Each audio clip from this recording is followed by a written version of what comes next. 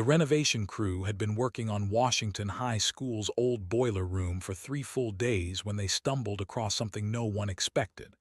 It was September 15th, 2025, a crisp, clear autumn morning in Cedar Rapids, Iowa. The air carried the faint scent of fallen leaves from the schoolyard outside.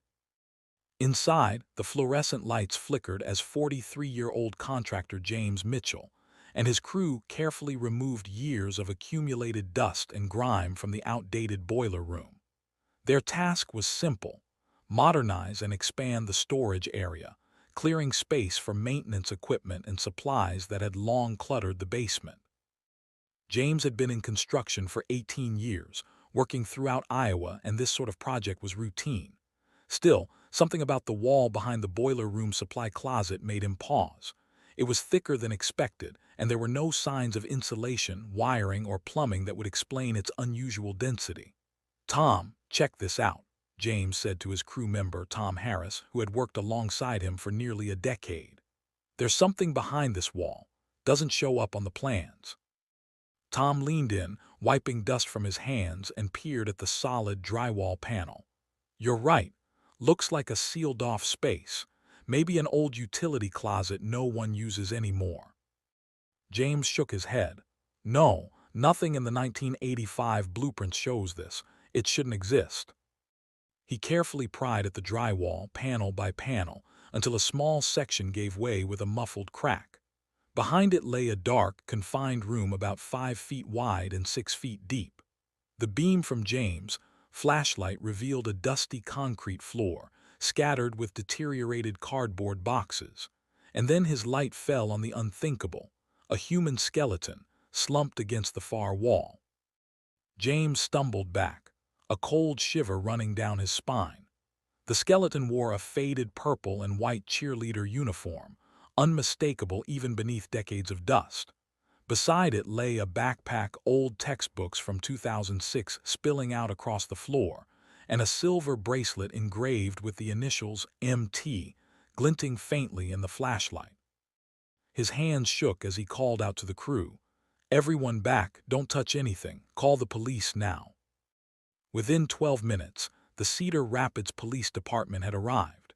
2 patrol cars pulled up first, their red and blue lights flashing in the autumn sun, followed moments later by Detective Sarah Johnson's unmarked vehicle.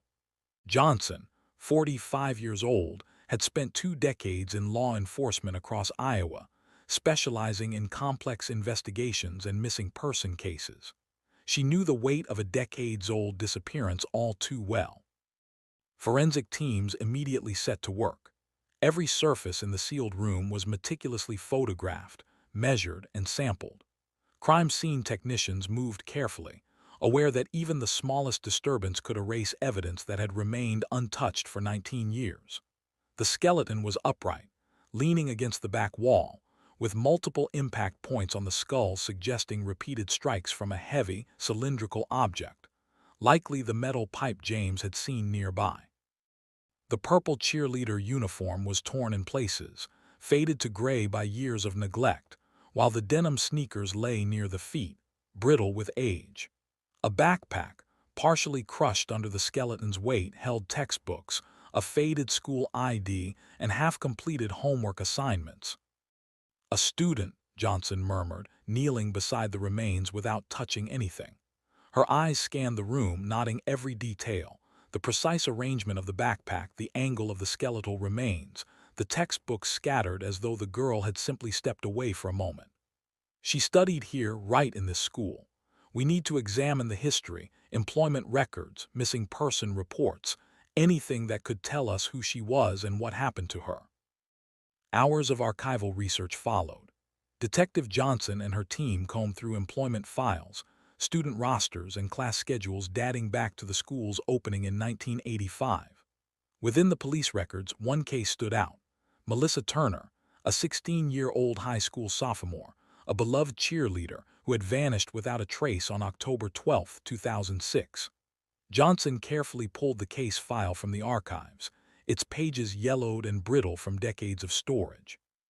Detective Michael Hayes, who had originally investigated Melissa's disappearance, was now 66 and retired. Johnson contacted him that evening.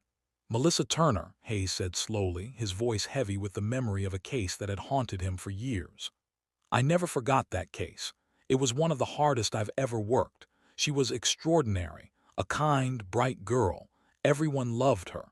Her disappearance, it shook the whole community. We searched everywhere, every street, field, even the surrounding rural areas with helicopters and dogs. Nothing, not a trace." Johnson asked cautiously, "Were there any individuals at the time who seemed suspicious?" Hayes hesitated, then replied, "The assistant principal, Robert Mitchell.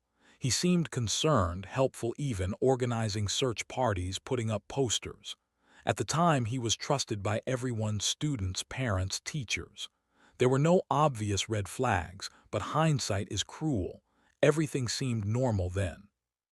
Meanwhile, DNA samples were collected from the skeleton and sent to the state crime laboratory. A reference sample from Patricia Turner, Melissa's mother, was taken via a simple cheek swab. Patricia, now 63, had never stopped hoping her daughter might be found. Her hands trembled as she provided the sample, her eyes fixed on the forensic technicians who promised, finally, to bring some answers. A week later, the results returned, an exact match. The skeleton in the sealed storage room was indeed Melissa Marie Turner, the same girl who had vanished so abruptly 19 years prior. Melissa's life had been brief but remarkable. Born on March 15, 1990, in Cedar Rapids, she had been an only child raised by loving parents who encouraged her curiosity and athleticism. From a young age, Melissa excelled in sports and academics alike. Cheerleading became her passion, and by her sophomore year, she was captain of the squad. She was also a dedicated student, volunteering for honor society projects and tutoring younger students. Melissa dreamed of becoming a teacher, inspired by the mentors who had guided her. But Melissa's bright life had intersected with danger in ways she could not have foreseen. Robert Mitchell, assistant principal at Washington High School, had developed an inappropriate and dangerous obsession with her. Born in 1954, he had long struggled with isolation, living alone and devoting himself entirely to his work. When Melissa arrived at the school in 2004, he became fixated. Over the following years, his attention toward her crossed boundaries repeatedly, escalating from unwanted mentorship offers to overtly romantic propositions. September 2006, after weeks of building up courage, Robert approached Melissa with a request to meet outside the school for dinner. Framing it as professional guidance, the romantic intent was clear. Melissa rejected him firmly and politely, insisting their interactions remain strictly professional. The humiliation and rejection Robert felt transformed his obsession into rage. 2 weeks later, Melissa was scheduled to formally report him to the principal, but she never had the chance. October 12, 2006, a Thursday evening. Melissa was studying alone in the library after cheerleading practice. The building was nearly empty. At 7:42 p.m., Robert approached her with a request to help move old textbooks from the boiler room storage. It was a seemingly harmless task, and Melissa, ever helpful, agreed, telling herself it would take only a few minutes. The path led them to the isolated area behind the boiler room. Dimly lit, cramped, and out of sight from security cameras, it was the perfect place for a crime to occur unnoticed. Robert hesitated, then made the fateful decision that would forever change the lives of Melissa, her family, and his own. A heavy metal pipe, left behind from the old heating system, became the instrument of murder. Strikes to the back of Melissa's head were repeated, and within minutes, the life of a promising 16-year-old was extinguished. In the aftermath, Robert moved her body into the small, unused space, positioning her against the wall and constructing a false barrier of drywall and screws to seal her fate. He returned the library to its normal state, leaving Melissa's phone charging, homework unfinished, and backpack in place, as if she had merely stepped away. Her absence was noticed quickly. Friends called repeatedly. When Patricia Turner arrived at the school the following morning, the scene appeared normal, except for the reality that Melissa was gone. Police investigations were thorough, exhaustive, yet the secret Robert had constructed remained hidden for nearly 2 decades. For 19 years, Robert Mitchell continued his life at Washington High School. He organized memorials, comforted Melissa's mother, and maintained a professional facade, all while knowing exactly where Melissa's body lay. He built a scholarship in her memory, attended annual vigils, and even visited Patricia on Melissa's birthday, offering flowers and condolences. September 2025, James Mitchell's routine renovation finally exposed the hidden room, shattering the decades-long illusion. Trace DNA collected from the skeletal remains, combined with modern genetic analysis, pointed directly to Robert Mitchell. On September 29, 2025, Detective Johnson arrived at his home. With quiet finality, she read him his rights. Robert Mitchell, the man who had hidden his crime for 19 years, was finally confronted with the truth. At the police station, Robert confessed fully, recounting every detail of that fateful night. His obsession, the rejection, the murder, the concealment, everything. He admitted to living in a shadow of guilt for 19 years, aware every day of the horror he had committed, while the world saw him as a supportive, caring assistant principal. The revelation rocked Cedar Rapids. Patricia Turner spoke to the press, her grief mingled with a profound sense of betrayal. "My daughter trusted him," she said. "For 19 years I attended memorials he organized. I supported the man who murdered my child. The betrayal is beyond words." The case was poised to move to trial. Charges were filed. First-degree murder. The courtroom would soon hear the story of a young girl whose life was stolen by someone entrusted with her care, a story spanning nearly 2 decades. And while the legal process would bring judgment, the emotional scars for the Cedar Rapids community and the Turner family would endure for a lifetime. Melissa Turner's life, brief but luminous, would finally be acknowledged, her story brought to light after 19 long years of silence. Washington High School was later renamed Melissa Turner High School, a lasting testament to a student taken far too soon, whose legacy of compassion, leadership, and hope would never be forgotten. The discovery of Melissa Turner's remains sent shockwaves through Cedar Rapids. By the time forensic teams finished their initial examination of the sealed storage room, the full weight of what had been hidden for 19 years became painfully clear. Detective Sarah Johnson, with years of experience handling cold cases, felt the familiar mix of dread and determination. She knew the investigation would be delicate, emotional, and potentially explosive. Families, friends, and staff members had long held their own versions of the truth. Now, reality would confront them all. At the Cedar Rapids Police Department, Johnson met with her team to begin the meticulous process of reconstructing the events of October 12, 2006. Forensic analysts had collected dozens of items: Melissa's backpack, the textbooks, the half-finished homework, the school ID, the silver bracelet engraved with MT, and the skeletal remains themselves. Every piece of evidence was carefully cataloged, photographed, and prepared for DNA and material analysis. Johnson knew that modern technology could reveal details that had been impossible to detect in 2006. Dr. Lisa Martinez, a genetic specialist who had worked on numerous cold cases, was brought in to analyze trace biological material on the bones and personal effects. Over the course of 2 weeks, she painstakingly extracted DNA, reconstructing Melissa's genetic profile. The breakthrough came when the profile was cross-referenced against public and law enforcement databases, revealing a match not only to Melissa, but also pointing directly toward Robert Mitchell, the assistant principal who had been entrusted with her safety 19 years ago. The implications were staggering.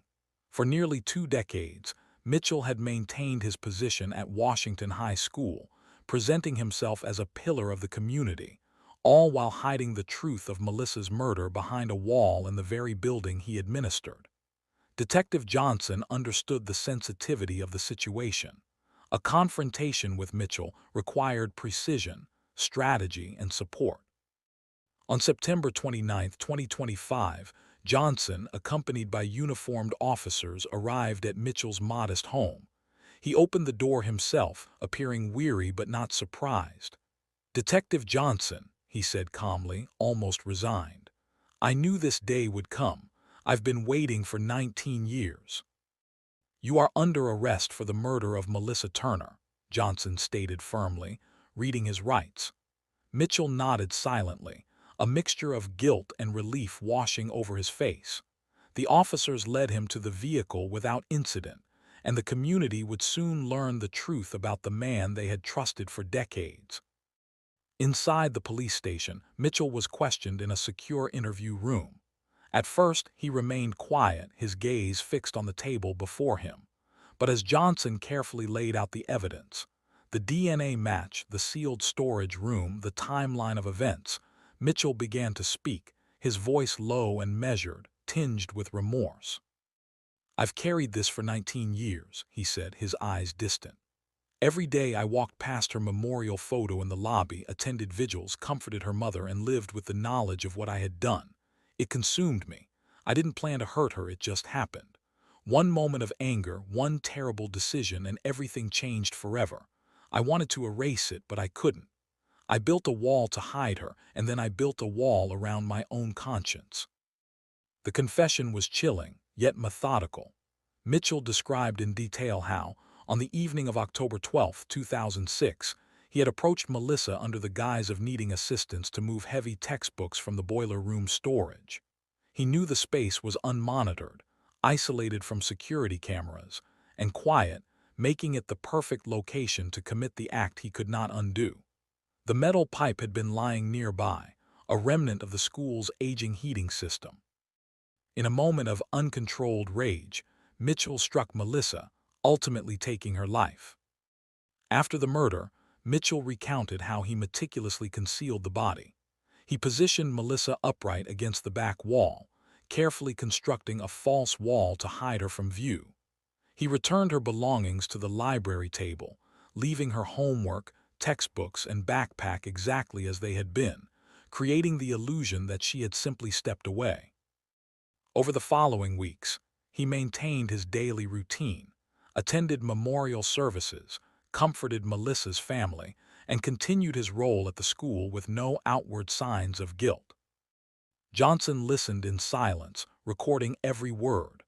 The magnitude of the deception was staggering. Mitchell's ability to maintain appearances, to manipulate trust, and to perpetuate a lie of such enormity for nearly 2 decades was extraordinary, terrifying even. Outside the station, news of the arrest spread quickly. Local media outlets broadcast the story, revealing for the first time the hidden tragedy that had haunted Cedar Rapids for 19 years. Parents, students, and alumni reacted with shock and disbelief. Social media platforms lit up with reactions ranging from outrage to sorrow. Many struggled to reconcile the image of Mitchell as a respected school administrator with the reality of his crime. Melissa's mother, Patricia Turner, was devastated yet resolute. For years, she had clung to hope, organizing annual searches and vigils, believing that one day her daughter might be found. Now that hope was tempered with a profound sense of betrayal. In an emotional statement to the press, she said, "My daughter trusted him. I supported him during memorials, never knowing he was the one who took her away. For 19 years, I grieved and hoped, and now I have the truth." The betrayal is beyond words, but at least Melissa can finally rest. The investigation also revealed the chilling extent of Mitchell's calculated behavior. Security camera footage, previously overlooked or stored incorrectly, was reviewed and analyzed, confirming that his movements on the evening of October 12, 2006, were consistent with his account of luring Melissa to the storage area. Interviews with former staff and students, conducted with the benefit of hindsight, revealed subtle patterns of behavior that had gone unnoticed at the time, moments of undue attention, unexplained absences, and unusual requests that, in retrospect, painted a clear picture of premeditation. Detective Johnson and her team compiled a comprehensive timeline of events. They reconstructed the sequence of Mitchell's actions, from the initial obsession to the planning and execution of the murder, to the construction of the hidden wall and the meticulous return of Melissa's belongings to the library. The timeline revealed not only the crime itself, but also the psychological toll it exacted on Mitchell.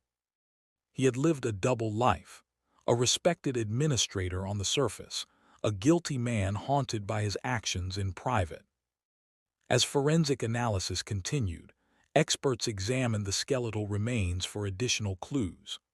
The pattern of blunt force trauma, combined with the placement of personal items, confirmed that Melissa had been conscious and aware at the onset of the attack, underscoring the suddenness and brutality of the crime. Dust and debris collected from the hidden storage area provided further evidence of Mitchell's long-term concealment, demonstrating how carefully he had crafted the false narrative that Melissa had simply disappeared.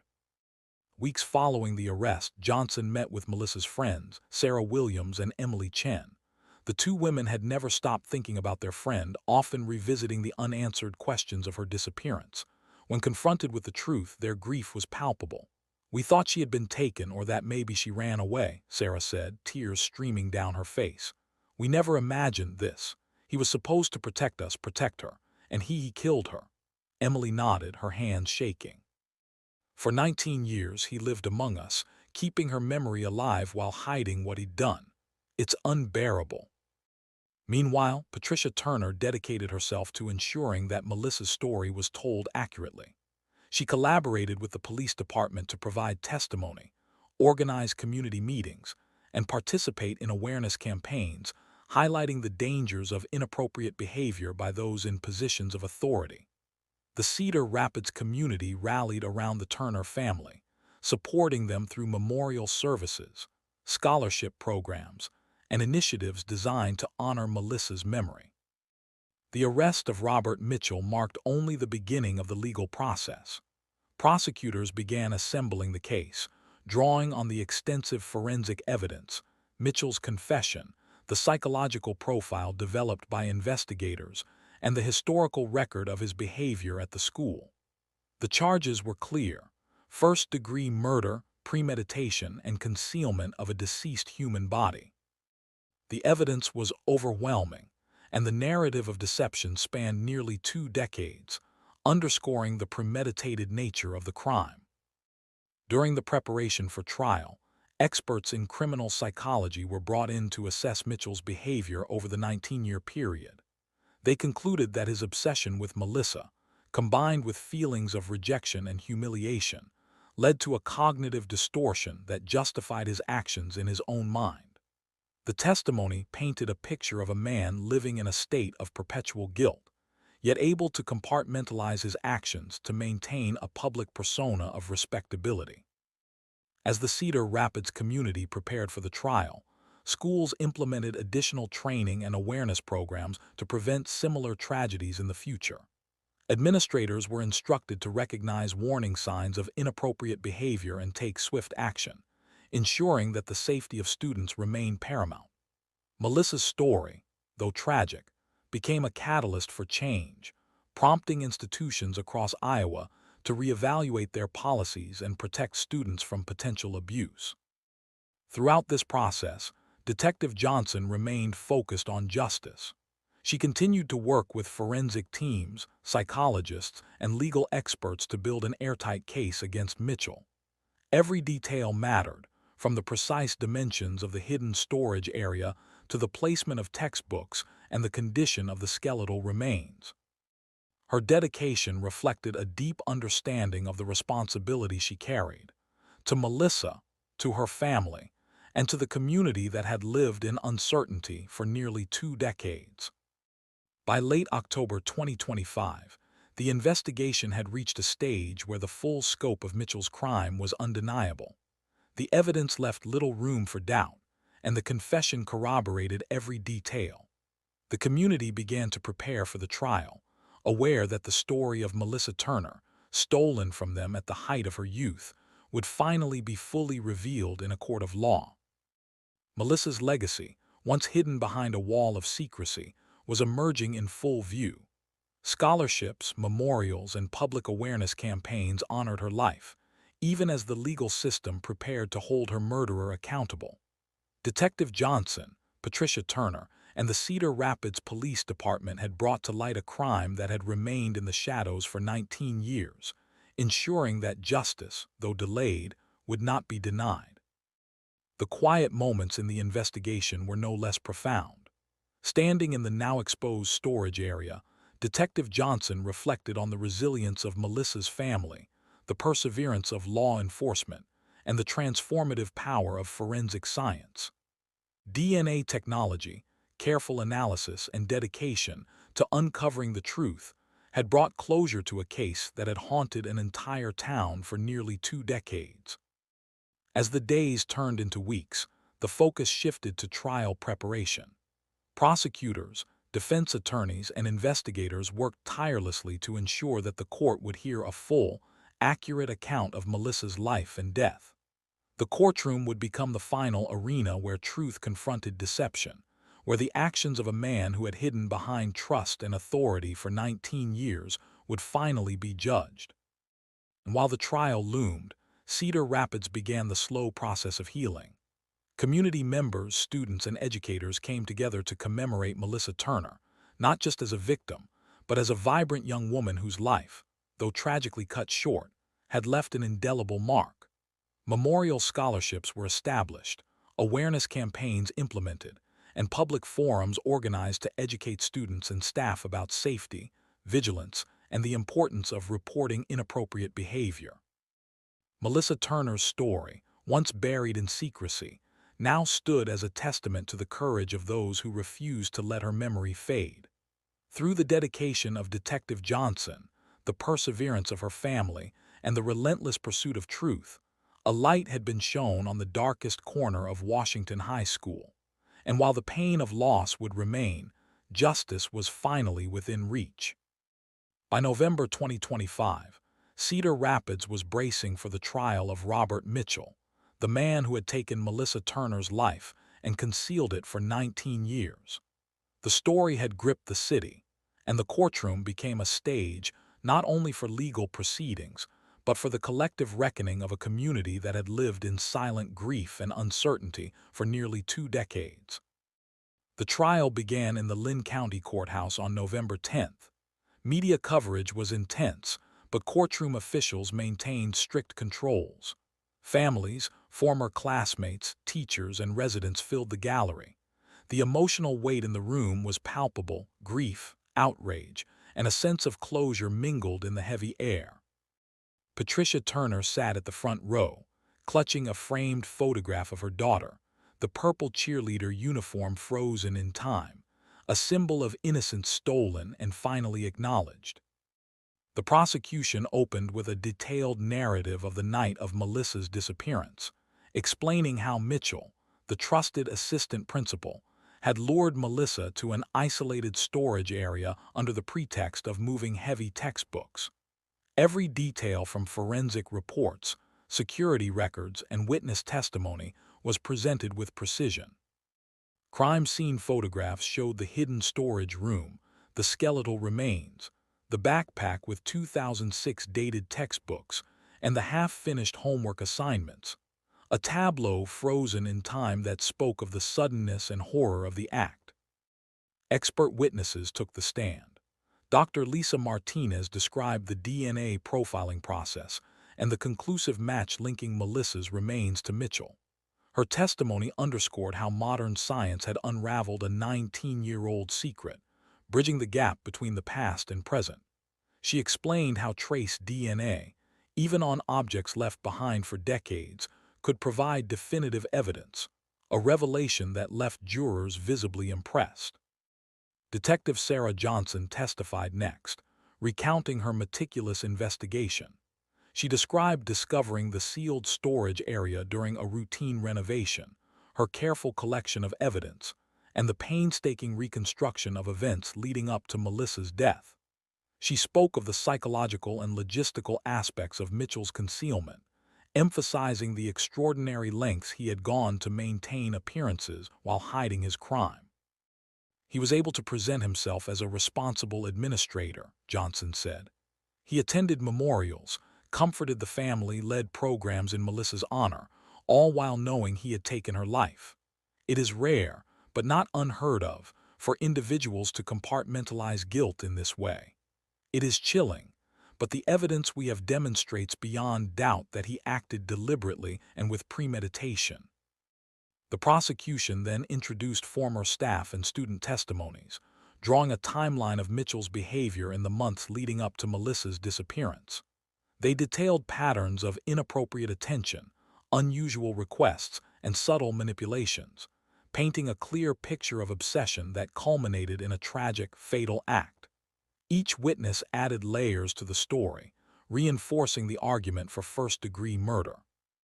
Mitchell's defense, attempting to mitigate the severity of the charges, argued that the murder had been impulsive, a crime of temporary passion rather than calculated premeditation. They cited his long-standing service to the school and the decades of respect he had maintained as evidence that he was not inherently violent. They suggested that Melissa's death, while tragic, was a sudden lapse in judgment, amplified by stress and a momentary loss of control. However, the prosecution dismantled this argument piece by piece. Forensic evidence showed repeated blows to the back of Melissa's head, the construction of the sealed storage room, and the deliberate return of her belongings to the library table.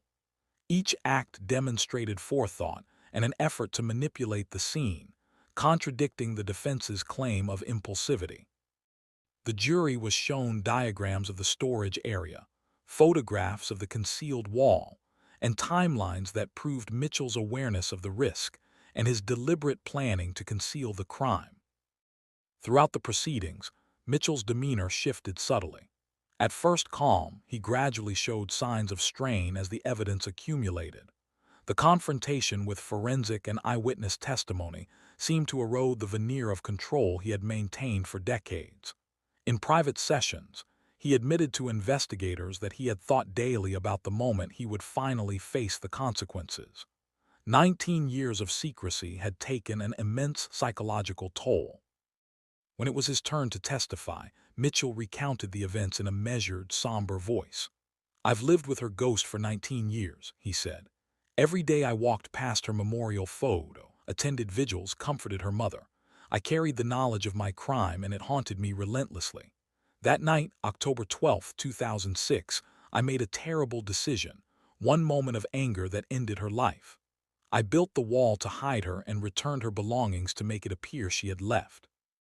I thought I could continue, but I couldn't escape the weight of what I had done." His confession was chillingly methodical, leaving no doubt about his awareness, intent, and subsequent concealment. Johnson, sitting in the courtroom, listened closely, noting how Mitchell detailed each step. The initial luring, the choice of the isolated location, the repeated strikes with the metal pipe, the concealment in the storage room, and the careful staging of his absence. His words, measured yet laden with remorse, corroborated all prior evidence. The emotional impact on Patricia Turner was profound. She remained composed during most of the trial, yet the courtroom's quiet moments exposed her grief. She testified about her daughter's life, her hopes, and the anguish of nearly 2 decades spent searching for answers. "Melissa was full of life," she said. "She dreamed of becoming a teacher, helping children, making a difference. For 19 years, I lived in uncertainty. Today, the truth brings heartbreak but also closure." Her memory must not be overshadowed by his lies. Justice is Melissa's voice now. Former classmates and friends shared their memories of Melissa, painting a vivid picture of her personality. Compassionate, energetic, intelligent, a natural leader and role model. Their testimonies reminded the jury and the community of the human life behind the tragedy, emphasizing the loss not only to her family but to an entire town. The vivid details of her cheerleading practices, school projects, and interactions with peers brought Melissa's presence back into the courtroom, reinforcing the gravity of the crime. The defense attempted to sway the jury with character witnesses attesting to Mitchell's decades of service, his contributions to the school, and his outward persona of care and responsibility. They emphasized his age, claiming diminished capacity and psychological distress contributed to the act. But the prosecution countered with a compelling timeline showing premeditation, concealment, and continued deception, a 19-year manipulation of both people and evidence. Closing arguments were delivered with intensity. The prosecution urged the jury to consider the deliberate and sustained nature of Mitchell's actions, the meticulous concealment, and the psychological manipulation that extended long after Melissa's death. "This is a case of calculated murder and decades of deception," the lead prosecutor said. "He hid his crime behind walls, literally and figuratively. Justice for Melissa Turner cannot be delayed any longer. It is our duty to ensure accountability, no matter the time that has passed." The defense reiterated arguments of impulsivity and remorse, attempting to humanize Mitchell. They emphasized that he had confessed, cooperated, and lived with guilt for nearly 20 years. They suggested that the jury consider the mitigating factors of age and psychological strain. After 5 days of deliberation, the jury returned. The courtroom was tense, every person holding their breath. The foreperson stood, reading the verdict, guilty of first-degree murder. A collective sigh swept through the room, relief, sorrow, and justice mingled in the charged atmosphere. Mitchell's expression was resigned, acknowledging the inevitability he had anticipated for nearly 2 decades. Sentencing followed. The judge, solemn and firm, addressed the court. "Robert Mitchell, for the murder of Melissa Turner and the deliberate concealment of her body for 19 years, the court sentences you to life imprisonment. You may be eligible for parole only after serving a minimum of 25 years. This sentence reflects not only the gravity of your crime, but the betrayal of trust to your victim, her family, and the community." Mitchell stood, head bowed, accepting the judgment. "I deserve this," he said quietly. "Melissa did not. I will spend the rest of my life with the consequences of what I did." Outside the courthouse, Cedar Rapids residents gathered. Emotions ran high, from tears of relief to quiet contemplation. Patricia Turner held a memorial for Melissa, attended by friends, former classmates, and community members. Speeches honored her life, not just her death, emphasizing her achievements, her personality, and the bright future that had been stolen. A scholarship in her name was announced, supporting local students in academics and athletics, ensuring Melissa's legacy would continue to positively impact young lives. Washington High School was officially renamed Melissa Turner High School. A bronze plaque was installed at the entrance, commemorating her life. Melissa Marie Turner, 1990–2006. Beloved student, never forgotten. Teachers, students, and alumni paid respects, some laying flowers at the plaque, others leaving notes and photographs. The school became a living memorial, a place of learning dedicated to the student whose life had been brutally taken, but whose spirit continued to inspire. Detective Sarah Johnson reflected on the case as the months passed. The combination of DNA technology, meticulous investigation, and unwavering commitment had brought closure to a nearly 20-year mystery. "Science brought justice," she said, "but it was perseverance, memory, and dedication that brought the truth to light." Melissa's story reminds us that even after decades, the truth matters and justice can prevail. The trial, the confessions, and the community's response had lasting effects. Schools across Iowa implemented stricter policies for reporting inappropriate behavior, ensuring that students had safe avenues to address misconduct. Training sessions for staff, security protocol reviews, and student awareness programs became standard. Melissa Turner's story, though tragic, catalyzed change, preventing potential future abuse and honoring her memory through proactive protection of others. Patricia Turner continued to advocate for student safety, collaborating with educators and law enforcement. She shared Melissa's story publicly, highlighting both the dangers of inappropriate behavior in schools and the power of persistence in seeking justice. "For 19 years we hoped," she said. "Now we have truth. Now we can ensure that Melissa's name stands for safety, vigilance, and justice." In the end, Cedar Rapids began the slow process of healing. Families, friends, students, and educators collectively mourned and celebrated Melissa's life. The school, community programs, and memorial initiatives became enduring reminders that her presence could not be erased, even by 19 years of secrecy and deceit. Melissa's story became a testament to resilience, memory, and the unwavering pursuit of truth. And while the pain of her loss remained, justice had been served. Robert Mitchell, the man who had betrayed trust, manipulated grief, and hidden behind authority, would spend the rest of his life accountable for his actions. Melissa Turner's life, her legacy, and her memory were finally honored, providing solace to those who had long awaited closure. The story of Melissa Turner, now fully revealed, served as both a warning and a lesson. That even in the darkest corners, truth can emerge, justice can prevail, and the lives of the innocent, though stolen, can inspire generations to come. If this story moved you, subscribe to follow more investigative journeys into cold cases, justice delayed but not denied. Comment which case you want us to explore next, and remember Melissa Turner. Her spirit lives on in Cedar Rapids, in her school, and in every act of vigilance and compassion that ensures no life is forgotten.